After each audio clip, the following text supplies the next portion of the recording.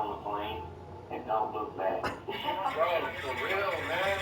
Why is that funny, by the way? But anyway, like, bro, for real, man, like, bro, if this was already going on, bro, it just sounded like Steve was just trying to maybe, like, have some type of hope of working things out, bro. And the fact that Billy already knew ahead of time, and I'm assuming Billy already had told Steve behind the scenes that, hey, like, your wife's getting crazy. She keeps saying that, like, oh, I don't like that you guys are always hanging out with each other. And, bro, by the way, bro, I never even announced it before. I always felt like it's a big red flag when a motherfucking bitch that you in a relationship with talking about, like, let's say you like to chill with your homeboys and stuff. It's always a balance, bro. You know what I'm saying? You female girls gotta stop getting mad at another dude for trying to, like, hang out with their homeboys and stuff like that, because, like, he bothering you when you trying to chill with your girls or, like, friends and stuff. It has to have a balance. You couldn't be up underneath their armpit 25-8, bro. That's how, you know what I'm saying, you guys end up doing crazy. That's how toxicity happens and everything, etc. And it's vice versa, even, you know what I'm saying, for the ladies. Ladies, do not be caught up in a relationship so heavy, you know what I'm saying, that she's not spending time with family, not spending time with your girlfriends and stuff like that, bro. Like, that's not how it's supposed to be. It's supposed to be a balance, bro. And then, like, you know, another thing too, bro, it's like, I want to know maybe if did the drugs have an effect on just making Steve just be more like nonchalant and laid back and trying to, you know what I'm saying, escape reality and just not really face the real reality, like he needs to actually run away. Man, this is sad. It's sad. Almost every piece of information the detectives receive leads straight to Ina as the killer. It also makes sense why Ina hated Billy and Steve's son so much, as they knew far more information than she would have liked about the inheritance and her schemes to obtain it. These interviews wouldn't last long, as detectives got all the information they needed from the tale and could directly confront Ina with it. But before leaving, they would break disturbing news to Ryan, which would make this case even more of a terrible tragedy. Oh, this inheritance now. And thinking, So is it deep or which, I mean, I don't know. I feel like my voice is Obviously, sure, but our outcomes looking at it looks like it's a scam. Looks like it's a, I mean, the letter has different fonts in it. So, and the fact that your dad is releasing on yourself, that seems very showed up to the airport. And all these emails that they tried to send back to the sender of these bills, it always came back unfaithful. The inheritance was a scam. Oh my fucking gosh, bro. Oh my gosh, bro. Bro, that is old. Bro, you know what? In the beginning of the video, I was kind of getting skeptical, like, you know what I'm saying, it was a scam low key, because they talked about the lawyer never showed up to the airport.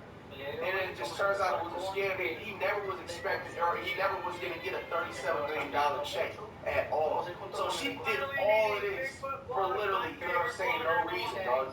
Like, and there's obviously no reason what she should do whatsoever for you to just, you know, on your own husband, like, but Steve had lived for the past 7 years under the impression that if he just patiently waited, living through his terrible living conditions, he would come out with more money than he could dream of and finally enjoy life.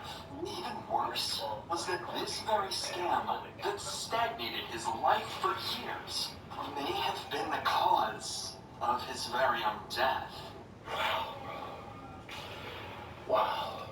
With such a pity of a case, detectives would go on to interview a handful of other suspects in order to get as much information as they possibly could to help break down Ina's defense. And after multiple days of interviews, the day finally came to confront Ina with everything they've gathered. But despite all this evidence against her, officers knew they would have a hard time prosecuting Ina without a confession or incriminating statements, and that's exactly what they were determined to get. Inside this cut-down, 1.5-hour interview, you'll see some of the most clever interrogation tactics I've ever shown on this channel, slowly dismantling Ina's story until all she has left is an incoherent string of lies. So, like I said, we have been just talking to everyone, like Billy, Wes, everybody, that I'm just new Steve, just to get an idea, like, what was going on in his life. So, you guys were in a relationship. You're, okay, how long did you guys get together? We're juniors. Okay. Where did you guys meet? Homeless shelter In Saturday dinner in North Dakota? Washington. In Washington. Damn, and I was literally just talking about like Steve should have just fled. Obviously now we know that the stuff was a scam, but this whole thing could have saved his life. Bro, the fact that I mentioned that Steve, if he felt like, you know what I'm saying, his wife was dangerous, Billy was already talking about like, hey, like she's saying this behind the scenes, like that she's trying to poison us and stuff. She doesn't like that when we were like, you know, hanging out and stuff. Bro, like the fact they found each other in a homeless shelter, Steve literally could have went to another homeless shelter to just get away and escape his wife and never look back. And he could have met another wife, you know what I'm saying, that wasn't toxic, etc. or whatever, bro. Like, dog. The detectives would go on to get more information about Ina and Steve's early relationship, but it wouldn't last long before Ina would start conspiring against Billy and others she wanted to paint as suspects. They can just, you know, stay away. They do nothing to fight. Just stay away from Billy and Lynn. I don't like calling people nasty, as I've seen. They've seen no worse than Steve because he's tall. And, you know, people were intimidated by him, just by his look. So why would you want him to get a million legs? They're really, really nice people. Felonies, breaking into places. I knew they did more than pot, you know, smoking more than pot. Did he smoke more than marijuana? No, he's only like me. Did he use other drugs? Not for the longest time. You could be allergic to trees. Was he using? Who's using? No, Okay. no, he didn't after that. After he got hit the map the last time, he was like, screw this, I'm gonna just do what I want. Okay. So that's when he started using? I think so. Okay. This would be the first of Ina's lies during this interrogation. She knew Steve had been using long before the incident she described, but in order to make Billy seem like the villain in their lives, she wanted to make it seem as though he was the reason for Steve's drug use. Take note of Ina's body language while she clearly lies. She glances up and avoids eye contact, constantly fidgets and scratches her skin, and most notably, stutters and slurs on her speech as she tries to make up a story. Keep this in mind for the rest of the interrogation, and you'll be able to accurately point out when Ina isn't telling the truth. But now, the police would ask her perhaps the most intriguing question. What exactly did she plan to do with the inheritance money? So when did he find out about this inheritance? I want to say 3 months ago, 4 months ago. So what is the inheritance? I know you had shown that first day Lieutenant Yankee, you showed us kind of that letter on Steve's phone. That is the inheritance? That was the letter? Okay. And he was talking to an actual lawyer, I guess, Okay. from London. So did that lawyer reach out to him? I guess, I don't even know how he found out about it. It just appeared. And he was reading that the money was cursed or whatever. Every single person that went from the Riley money over there, even this 21-year-old, that passed away. Clearly, Ina is running out of resources to take suspicion off herself, and the detectives won't take long before making her abundantly aware of how horrible of a liar she is. But for now, they'd like to get some more information on this inheritance. If Ina would admit to trying to claim it all for herself. It was supposed to be 17 million? 17... End the story you'll see only on Fox 40. The Manteca Police Department accused of going after this cab driver to get the spotlight after this deadly shooting. 17 million, 500,000. So that with all the property sold off, it ended up being 37 million. So there is cash on those properties for sale. Yeah. So I need all who the is information information. supposed to be coming from? Who is the family member? Marcus, something Riley, Is brother or uncle? That was an uncle. Did he live in Ireland. Okay. How did he get, is it starting to be that the lawyer is starting to give him like a time that he's coming to Mina? Yeah. That's pretty much when he kept saying, I'm gonna show up at this time. And Steve was right down there. And was there. And then he gave the email afterwards saying, gonna come and tell them later and later.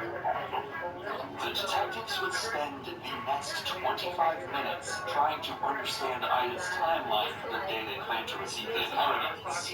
Whenever she gave a time for when the group went to the airport, she would conveniently change that time entirely, just a few minutes later. But one detail would stay the same. Unlike her original claims to officers on the day of the murder, she would insist that Steve had never gone to the airport, but rather Wes had gone instead to represent Steve. This was confusing, but Ina's reason as to why Steve couldn't make it to the airport would make just as little sense. And he was here all day, working in the garage. He was breaking into his truck, his doors, and windows closed, barely drinking any water. So he consumed almost a case of beer and salt. He didn't drink more than that. Pay attention to Ina here. She's carefully crafting a story to deflect suspicion, but the detectives came prepared. I've seen him drink a case of that day, yeah, it was a case of beer. From probably 6 or 7 in the morning until 2 in the afternoon, so 5, 6 hours. So that's all right. Did you drink anything else? Just black water and his tea. I made iced tea because he begged for iced tea. Steve had no traces of alcohol in his system the day of his death, proven by a blood test and toxicology. So detectives know, clearly, Ina is lying through her teeth. So I just have a lot of concerns here, and I'm just going to be honest with you. You told the paramedics when they were there that morning or afternoon that he had been drinking until 5 in the morning. And he'd been consuming alcohol. That's not body counts. He said he was drinking all day the day before, and then he drank his last drink at 5 a.m. Okay, and now you're telling me that's not what you found on the video. Okay, all I'm saying is video, okay? Well, I'm not going to show you the body count. I'm just telling you that that's what's on there. There's reports that Wes came to the house that morning, and we said he was at the walking clinic. He was at the walking clinic. Steve didn't want to see Wes anymore. Okay, but he was at the walking clinic. He was at the hospital. He was at the hospital. It was He just left with the ambulance when Wes showed up there. That's not what's been reported to us. Wes was there prior to drug search. Realizing she's running out of options to defend herself, and with the detectives closing in, Ina resorts to something surprisingly clever as a last-ditch effort, asking for a lawyer. Am I being arrested? No, you're not being arrested. We're just talking. So if you want a lawyer, let's stop talking now. But I'm telling you, God honest truth. I don't know what happened. I wasn't there. I wish I was there. I wish I was with him every second day. I wish I was every single day. But I'm not. It's his goddamn mom. You got to know her name. Now, okay, I'm gonna talk. All right. Are so unbelievable.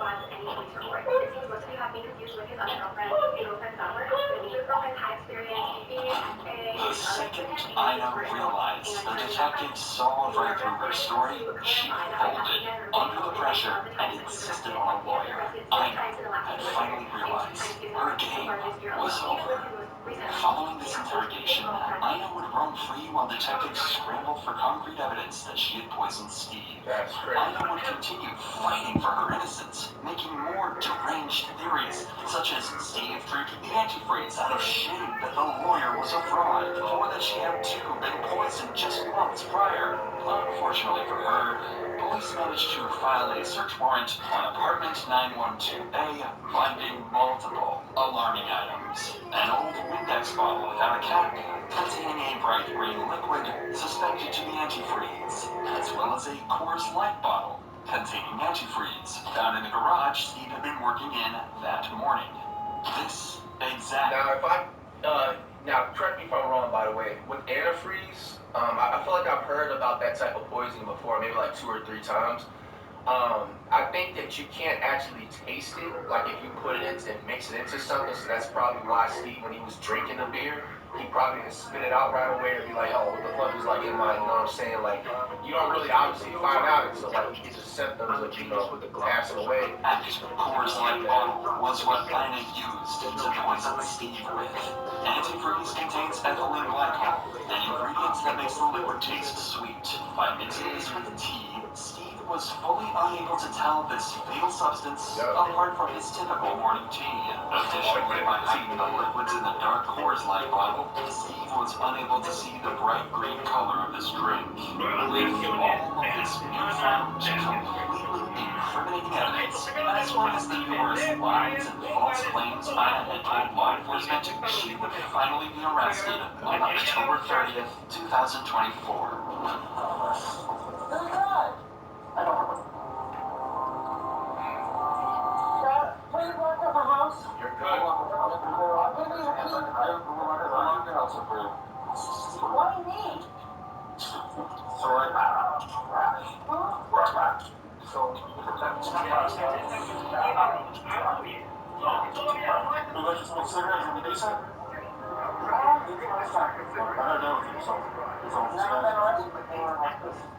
I've never done anything. I haven't done anything. This seems like I'm eating good hope. Well, I am. Eating good hope.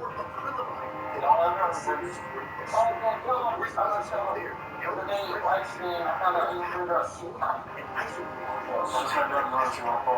And I would have done it physically.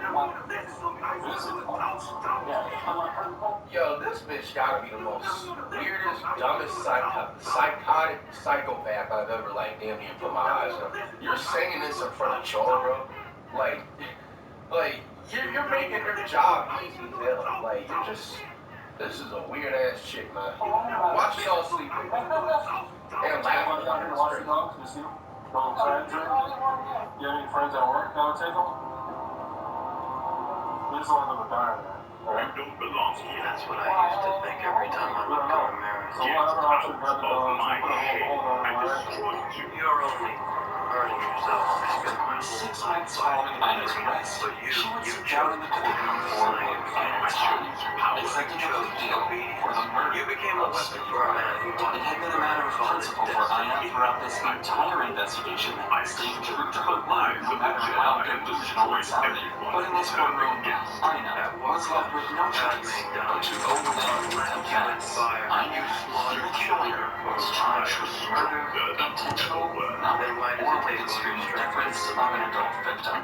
She was sentenced to life in prison. Her first term of probation will come in 2015. Fucking deserve it. Psycho dumbass, bro. All of this for a badge that you never seen, bro. You're a rotten prison. Obedience. You became. I can Man, bro. Y'all watch you guys sit next to you, man, at night. You know what I'm saying? Remember the free advice giving y'all earlier on the video, man. Obviously, it was a scam, but if you expect any type of money, if you're even making money, man, you know what I'm saying? Ladies and gentlemen, you are the breadwinner in a relationship, bro. You gotta act as cheap as possible. You gotta act like you don't got it. You gotta act like, yeah. Because stuff like this happens, bro. This is just sad, you know? And if it wasn't a scam, you know what I'm saying? She would have been perfectly fine just doing what she did and just running off with this money. And honestly, I think that, like, if this wasn't even a scam, the fact that the cops, like, let her go the first time, obviously they still needed to investigate and get a warrant and stuff like that. She probably could have just ran out the country, bro.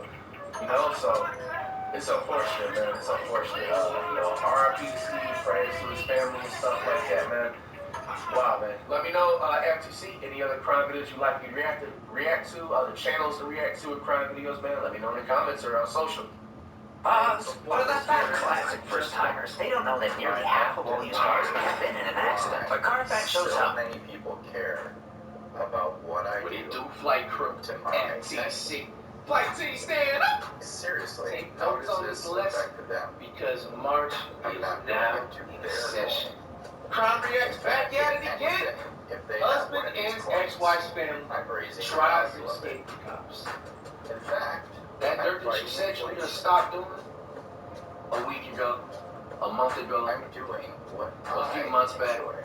you still haven't Some stopped. people want me to go to jail over this. I'm gonna tell you, time It's in not a and reflection time of out me. again. That's a reflection of issues they You're not gonna get away with this. Stop doing that dirt, bro. It's 2025. There is too many cameras out there. It costs the And government you know you're not living thousands of right. dollars over one Stop cent. while you ahead, man. Find you something It's a passionate about symptom of an and keep it oppressive pushing, system. bro. Because this technology is only increasing by the day. I go by flight, but you can call me FTC. Shit out! I got some laundry in the back. You hear some noise by the way. This is Jason Carroll. He's currently being chased by 12 police cars and 1 police helicopter. Damn! 5-star GTA. The reason is that just a few hours ago, he killed all 3 of his children to get back at his wife for divorcing him. What a damn loser, bro! What a loser! Ladies and gentlemen, bro, if they do not want you no more, give it up! Give it up, bro! You took it out of your kids, bro, because she don't want to be with you no more? What's going on? What'd you do? However, this car chase would end in a disaster. Steel bridge coming out. He's swerving. Bro. It all started on Monday morning of June 13th, 2022. The police department of Round Lake, Illinois received a shocking phone call from 30-year-old Debbie Carrolls, who had just discovered her kids unresponsive. 911, what's the address of the emergency? Okay, tell me exactly what happened. I came home to take the kids and they're all on the bed and here. Bro, nah, dog. Yo, this one for the ladies out there. Watch who you sleep with, man. Watch who you pull your pants down with, man. Serious. Alright, how many children? 3. How were they? They're cold.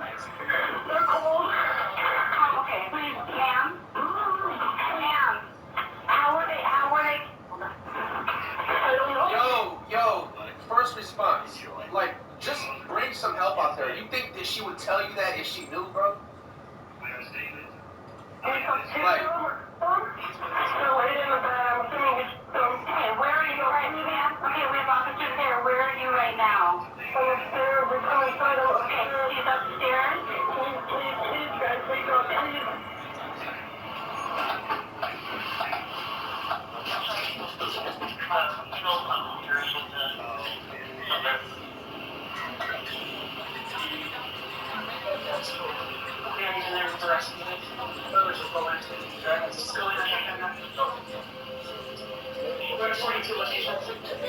Police! Police department! Police!